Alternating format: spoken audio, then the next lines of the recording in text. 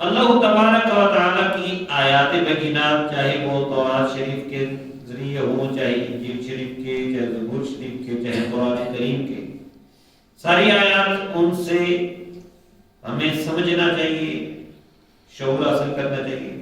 یعنی جن قوموں پر تورات، انجیل اور زبور اتری، ان کو ان پر غور کرنا چاہیے تھا. ہمارے لیے قرآن کریم آیا، ہمیں قرآن کریم پر غور کرنا چاہیے اور ان آیات سے درس حاصل کرنا چاہیے. اسی طرح اللہ تبارک و تعالیٰ اپنی قدرت کی نشانیاں جو دکھاتا ہے اور جن سے اللہ تبارک و تعالیٰ توجہ دلاتا ہے کہ میں ہر چاہت پر قادر ہوں، میں جو چاہوں کر سکتا ہوں، تو تم میرے احکام کو مانو، اس طرح بھی توجہ کرنی چاہیے. اب ہوا یہ کہ بنی اسرائیل نے بہت سی نشانیاں دیکھی، لیکن وقت گزرنے کے ساتھ ساتھ وہ سخت دل ہوتے گئے، اور اللہ تبارک و تعالیٰ نے آیت نمبر 74 سے پھر یہ ان کا حال ذکر کیا. ثم قست قلوبکم من بعد ذلک، پھر تمہارے دل اس کے بعد سخت ہو گئے. فَهِيَ كَالْحِجَارَةِ أَوْ أَشَدُّ قَسْوَةً، تو وہ پتھر کی طرح ہو گئے بلکہ اس سے بھی زیادہ سخت ہو گئے. وَإِنَّ مِنَ الْحِجَارَةِ لَمَا يَتَفَجَّرُ مِنْهُ الْأَنْهَارُ، اور بے شک بعض پتھر تو وہ ہیں جن سے ندیاں بہ پڑتی ہیں. وَإِنَّ مِنْهَا لَمَا يَشَّقَّقُ فَيَخْرُجُ مِنْهُ الْمَاءُ، اور بعض پتھر ایسے ہیں وہ پھٹ پڑتے ہیں، ان سے پانی نکل جاتا ہے، پانی نکلتا ہے. وَإِنَّ مِنْهَا لَمَا يَهْبِطُ مِنْ خَشْيَةِ اللَّهِ، اور ایسے پتھر بھی ہیں جو اللہ کی خشیت کی وجہ سے گر پڑتے ہیں. وَمَا اللَّهُ بِغَافِلٍ عَمَّا تَعْمَلُونَ، اور اللہ تبارک و تعالی تمہارے کاموں سے غافل نہیں. یہاں پر مخاطب یا تو نبی کریم صلی اللہ تعالی علیہ وسلم کے زمانے کے یہودی ہیں، ان سے کہا جا رہا ہے کہ تمہارے دل سخت ہو گئے ہیں اتنے اپنے بڑوں کے واقعات سننے کے باوجود اور جاننے کے باوجود کہ اللہ تبارک و تعالیٰ نے کیا کیا کرم ہمارے آباء و اجداد پر کیے اور کیسی کیسی نشانیاں دکھائی، پھر بھی تمہارے دل سخت ہیں، پتھروں سے بھی زیادہ سخت ہیں. کیونکہ جوڑ پڑے تو پتھر بھی سزا دیتے ہیں. پتھروں کے اندر بھی ایسا ہوتا ہے کہ کہیں ان سے پانی بہ رہا ہے، اور یہ جو بات ہے کہ ہم تو بے جان سمجھتے ہیں، لیکن قرآن کہہ رہا ہے کہ اللہ کے خوف سے پتھر گر جاتے ہیں، خشیت سے. اور یہ مضمون آپ کو قرآن پاک میں مختلف جگہ پر ملے گا. لو انزلنا هذا القرآن على جبل لرأيته خاشعا متصدعا من خشية الله، اگر ہم اس قرآن کو پہاڑ پر نازل کرتے تو تم دیکھتے کہ یہ پہاڑ اللہ کی خشیت کی وجہ سے ریزہ ریزہ ہو جاتا. وَإِن مِّن شَيْءٍ إِلَّا يُسَبِّحُ بِحَمْدِهِ، ہر شے اللہ تبارک و تعالیٰ کی تسبیح کرتی ہے. وَلَكِنْ لَا تَفْقَهُونَ تَسْبِيحَهُ، لیکن تم ان کی تسبیح کو سمجھتے نہیں. ہم تو ہر چیز کو بے جان تصور کرتے ہیں، لیکن فرمایا سبح للہ ما فی السماوات و ما فی الارض، جو کچھ آسمانوں میں ہے اور جو کچھ زمین میں سب اللہ کی تسبیح بیان کرتے ہیں. سب سبحان اللہ سبحان اللہ. تو پتھر، تم پتھر سمجھتے ہو، پتھر ویسے کہا جاتا ہے سامنے اس کا دل پتھر ہو گیا. اب قرآن کی بلاغت دیکھیے، یہاں اس سے بھی زیادہ اگلے درجے کا ذکر کیا، پتھروں سے بھی سخت. پتھروں میں بھی کوئی یہ اللہ کے خوف کے اثرات ہوتے ہیں. تم انسان ہو کر تمہارے دلوں میں اثر نہیں ہو رہا، اور تم نبی رحمت صلی اللہ علیہ وسلم کی دامن سے وابستہ نہیں ہو رہے. اور یہ یاد رکھو اللہ تعالیٰ تمہارے کاموں کو جانتا ہے. یہ اس بات کہ اللہ تبارک و تعالیٰ کو پتہ نہیں چلے گا، جو تمہارے دلوں میں ہے اللہ تعالیٰ جانتا ہے، جو تم کر رہے ہو اللہ تعالیٰ جانتا ہے. اور یا یہ ہے کہ یہ اس وقت کے بنی اسرائیل جن کو ڈائریکٹ نشانیاں دکھائی گئی تھی ان سے مخاطب ہے اللہ تبارک و تعالیٰ، اور ان کے بارے میں بتایا جا رہا ہے کہ یہ ساری نشانیاں دیکھنے کے بعد بھی وہ بعد میں سخت دل ہی رہے اور ان پر نصیحت کا اثر نہیں ہوتا تھا۔ بہرحال یاد رکھیے دلوں کی سختی بہت ہی بری بات ہے، اور دلوں کی سختی کی وجہ سے انسان اللہ کے احکام سے دور ہوتا جاتا ہے۔ دل سخت ہو مطلب کیا کسی کی بات کا اثر ہی نہ ہو، یہ بہت خطرناک بات ہے، اور اس سے ہمیں بچنا چاہیے، دعا کرنی چاہیے کہ اللہ تعالی ہمارے دلوں کو نرم فرمائے، ہم اللہ کا قرآن سنیں یا نبی کریم صلی اللہ علیہ وسلم کا فرمان سنیں تو ہمارے اندر رقت پیدا ہو، اللہ کی خشیت پیدا ہو، ہدایت کو حاصل کرنے کا جذبہ پیدا ہو، کیونکہ اللہ تبارک و تعالی نے سورہ حدید میں فرمایا الم یعنی للذین آمنوا ان تخشع قلوبهم لذکر اللہ وما نزل من الحق، کیا ایمان والوں کے لیے ابھی وہ وقت نہیں آیا کہ ان کے دل اللہ کے ذکر سے اور جو اللہ تعالیٰ نے حق نازل کیا اس کی وجہ سے جھک جائیں؟ وَلَا يَكُونُ كَالَّذِينَ أُوتُوا الْكِتَابَ مِن قَبْلُ فَطَالَ عَلَيْهِمُ الْأَمَدُ فَقَسَتْ قُلُوبُهُمْ، اور یہ ان لوگوں کی طرح نہ ہو جائیں جو اہل کتاب میں سے پہلے تھے، کیا ہوا کہ جیسے ہی وقت گزرتا گیا مدت دراز ہوتی گئی ان کے دل سخت ہو گئے، وَكَثِيرٌ مِّنْهُمْ فَاسِقُونَ، اور ان میں سے اکثر نافرمان، یعنی مسلمانوں کو اللہ تبارک و تعالیٰ کی آیات جھنجھوڑ رہی ہیں کہ تم نے ان اہل کتاب کی طرح نہیں کرنا کہ اللہ کے نبی آ گئے، تعلیمات دے گئے، تو جیسے جیسے وقت گزرتا گیا اور بار بار سن کر دلوں پر اثر ہونے کی بجائے دل پتھروں کی طرح ہو گئے، اور آپ آہستہ آہستہ اس کو بھلا ہی دیا، دل سخت ہو کے اثر نہیں ہوتا۔ اس پر ہمیں سوچنا چاہیے۔ اس دور میں قرآن کریم سننا کتنا آسان ہے، اور ہم سنتے بھی رہتے ہیں، درس و بیان سب کچھ سنتے رہتے ہیں، لیکن عمل کے لحاظ سے ہم دیکھیں تو ہماری حالت جو ہے وہ ناگفتہ بے ہے۔ اس لحاظ سے ہمیں بہت زیادہ غور کرنا ہے کہ دلوں کی سختی کا علاج کرنا ہے، اور یاد رکھیے دلوں کی سختی، دلوں کے زنگ اللہ کے ذکر سے دور ہوتی ہے، اور اللہ کے ذکر میں سب سے بہترین طریقہ نماز ہے، اور پھر دیگر نوافل اور وظائف اور آدھے۔ اللہ کی بارگاہ میں جھکنا چاہیے، حاضر ہونا چاہیے تاکہ دل سخت نہ ہو۔ اللہ والوں کا حال دیکھیے، اللہ تبارک و تعالیٰ کے جتنے قریب کوئی ہوتا ہے اتنا ہی وہ رفقت والا ہوتا ہے۔ ان کے حال کیا تھے؟ فرمایا سورہ مائدہ کے اندر وَإِذَا سَمِعُوا مَا أُنزِلَ إِلَى الرَّسُولِ تَرَىٰ أَعْيُنَهُمْ تَفِيضُ مِنَ الدَّمْعِ، اور جب وہ سنتے وہ جو رسول پر نازل ہوا، ترا تو دیکھے گا کہ ان کی آنکھیں آنسو بہاتی ہیں۔ سبحان اللہ، سبحان اللہ، آنکھیں آنسو بہاتی ہیں۔ قرآن کریم میں جگہ جگہ قرآن کریم کی تلاوت سن کر رونے کا بیان ہے، اور میرے اور آپ کے آقا علیہ الصلوۃ والسلام حضرت محمد مصطفیٰ صلی اللہ علیہ وسلم اپنے صحابی حضرت عبداللہ بن مسعود رضی اللہ تعالیٰ عنہ سے فرماتے ہیں کہ مجھے قرآن سناؤ۔ نازل ہی میرے آقا علیہ الصلوۃ والسلام پر ہوا، پڑھایا ہی میرے آقا علیہ الصلوۃ والسلام نے، لیکن آج خود فرما رہے ہیں کہ مجھے قرآن سناؤ۔ وہ کہتے ہیں میں نے سورہ نساء کی تلاوت کا آغاز کیا اور پڑھتا گیا یہاں تک کہ جب میں اس آیت پر پہنچا فَكَيْفَ إِذَا جِئْنَا مِن كُلِّ أُمَّةٍ بِشَهِيدٍ وَجِئْنَا بِكَ عَلَىٰ هَٰؤُلَاءِ شَهِيدًا، اے محبوب وہ منظر کیسا ہوگا جب ہم ہر امت سے ایک گواہ اٹھائیں گے اور ان سب گواہیوں پر اے محبوب تمہیں گواہ لائیں گے۔ میرے آقا علیہ السلام فرمانے لگے کہ بس کافی ہے، اور میں نے جب سید عالم نور مجسم صلی اللہ علیہ وسلم کی چشمان مبارک کی طرف دیکھا تو وہاں سے رحمت بھرے آنسوؤں کے دھارے لگے ہوئے تھے۔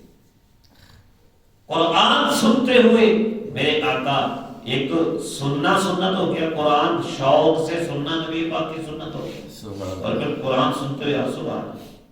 اسی طرح ایک صحابی سے فرمانے لگے کہ اللہ تعالیٰ نے فرمایا تم مجھے فلاں سورت سناؤ۔ یا رسول اللہ میرا نام لیا اللہ تعالیٰ نے؟ سبحان اللہ، سبحان اللہ۔ میرے آقا علیہ السلام فرمایا کہ ہاں، اور ان کی بھی آنکھوں سے آنسو بہ رہے تھے محبت الہی میں۔ تو کہیں نبی پاک کچھ سنا رہے ہیں، کہیں قرآن سن رہے ہیں، کہیں خود حضور علیہ السلام آنسو بہا رہے ہیں اور کہیں صحابہ کرام علیہ الرضوان پر رقت طاری ہے، ان کی آنکھوں سے آنسو جاری ہیں، اور اس امت میں سب سے زیادہ افضل انبیاء کے بعد جن کا مرتبہ ہے حضرت سیدنا صدیق اکبر رضی اللہ تعالیٰ عنہ، حدیث شریف میں آتا ہے کان ابو بکر رجلا بکاء لا یملک عینیہ اذا قرأ القرآن، حضرت سیدنا صدیق اکبر رضی اللہ تعالیٰ عنہ پر خشیت کا ایسا عالم ہوتا تھا، آپ بہت زیادہ رویا کرتے تھے، اور خاص کر جب قرآن کی تلاوت کرتے تو آنکھوں پر قابو نہیں رہتا تھا، آنکھیں آنسو بہاتی۔ اللہ کی خشیت جو ہے یہ بہت بڑی نعمت ہے، جو یاد خدا میں بہیں آخر شب تو ہیں قیمتی اور نیارے یہ آنسو، گناہوں کے سب داغ دھو ڈالے ثاقب، ہوں خشیت میں تو رب کو پیارے یہ آنسو۔ اللہ کی خشیت میں آنسو بہیں تو یہ اللہ کو بڑے پیارے ہوتے ہیں۔ آنسو زمین پہ بعد میں گرتا ہے، آنکھ سے بعد میں ٹپکتا ہے، بخشش پہلے ہو جاتی ہے۔ اور ایسی کیفیات کو تلاش کیا کرے، اور رونا نہیں آتا تو رونے کی کوشش کیا کرے۔ نبی کریم صلی اللہ علیہ وسلم نے فرمایا، حدیث شریف کا مفہوم ہے، حضرت عبداللہ بن عمر رضی اللہ تعالیٰ عنہ اس کے راوی ہیں، فرمایا کہ اللہ کے ذکر کے علاوہ دیگر کلام نہ کیا کرو، اللہ کا ذکر ہی کرتے رہا کرو، کیونکہ فضول باتیں کرنے سے، اللہ کے ذکر کے علاوہ باتیں کرنے سے دل سخت ہو جاتے ہیں، اور قیامت کے دن اللہ سے زیادہ دور وہی ہوگا جس کا دل سخت ہوگا۔ تو آج کے اس درس میں ہم نے یہ سیکھا ہے کہ دلوں کی سختی کا کوئی علاج ڈھونڈے۔ اللہ تعالیٰ مجھے اور آپ کو عمل کی توفیق عطا فرمائے۔ مزید آیات میں فرمایا افتطمعون ان یؤمنوا لکم وقد كان فريق منهم يسمعون كلام الله ثم يحرفونه من بعد ما عقلوه وهم يعلمون، فرمایا کیا تم یہ سمجھتے ہو کہ یہ یہودی تمہاری بات کا یقین کر لیں گے یا تمہاری وجہ سے ایمان لے آئیں گے؟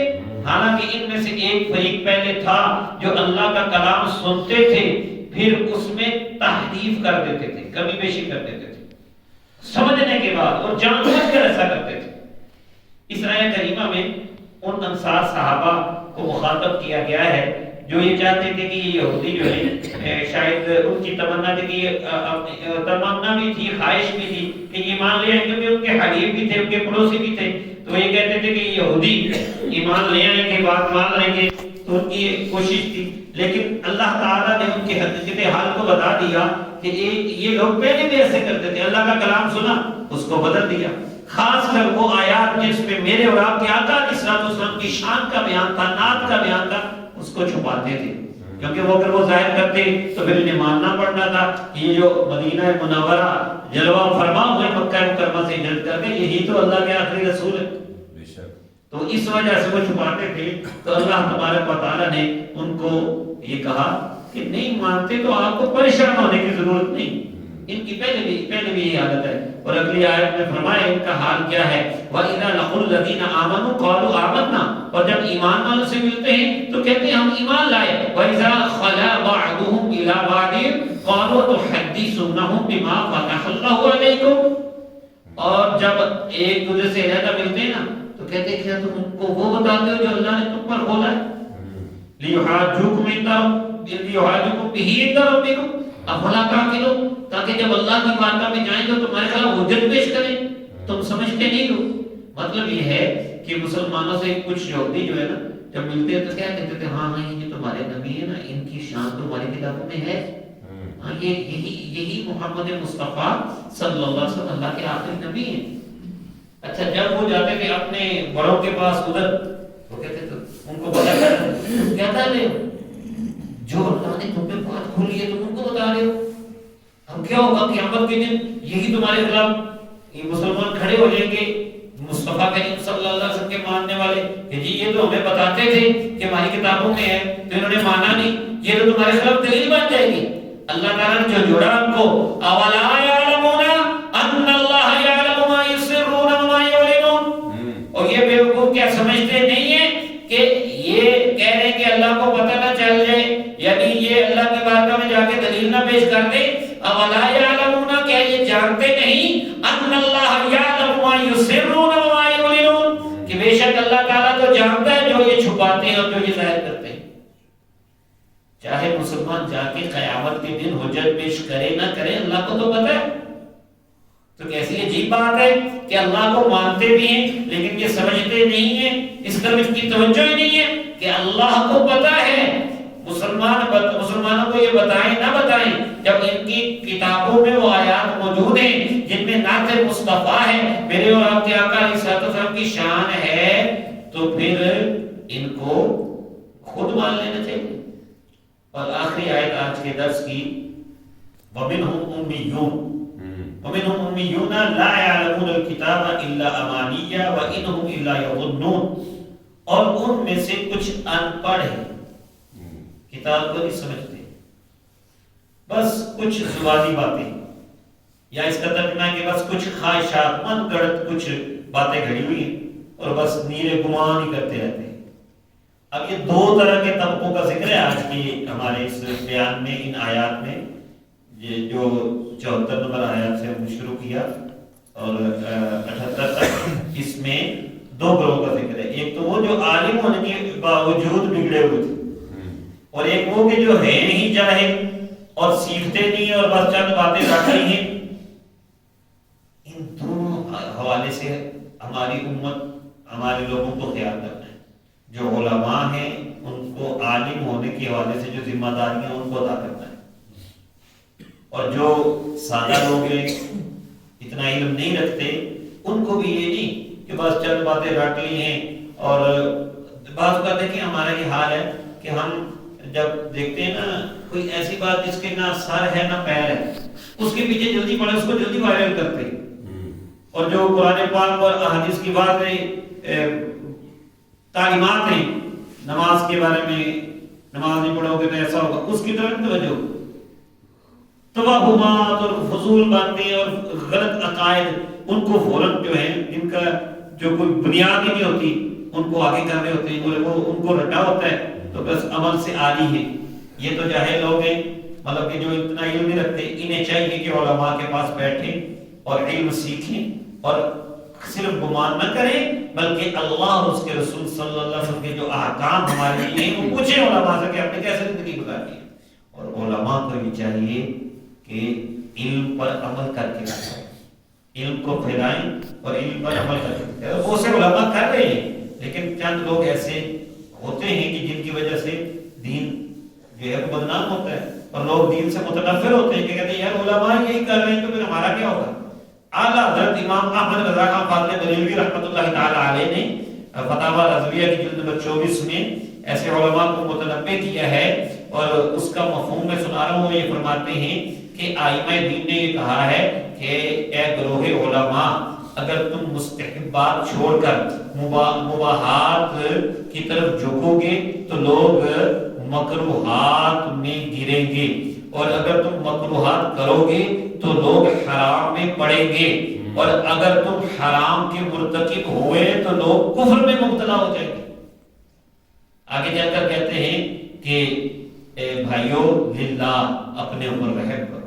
علماء سے کہہ رہے، ائمہ دین کی اقوال یہ نقل کر رہے ہیں اعلیٰ حضرت امام اہل سنہ امام احمد رضا خان فاضل بریلوی رحمۃ اللہ تعالی.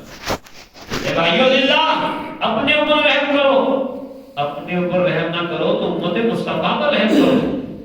چرواہے کہلاتے ہو، بھیڑیے نہ بنو. چرواہے کا کیا کام ہے؟ بکریوں کی حفاظت کرنا، لیکن کوئی چرواہے کے روپ میں ہی جو ہے وہ بکریوں کو چیننا مارنا شروع کر دے تو وہ تو بھیڑیا ہو گیا. اس طرح کوئی عالم اس کا کام ہے رہنمائی کرنا، لیکن عالم ہی اگر لوگوں کو مس گائیڈ کرنا شروع کر دے تو پھر وہ چرواہا نہیں بلکہ بھیڑیا ہے. تو اللہ تعالیٰ سے دعا ہے کہ اللہ تعالیٰ ہمیں قرآن کریم کی آیات پر عمل کی توفیق عطا فرمائے.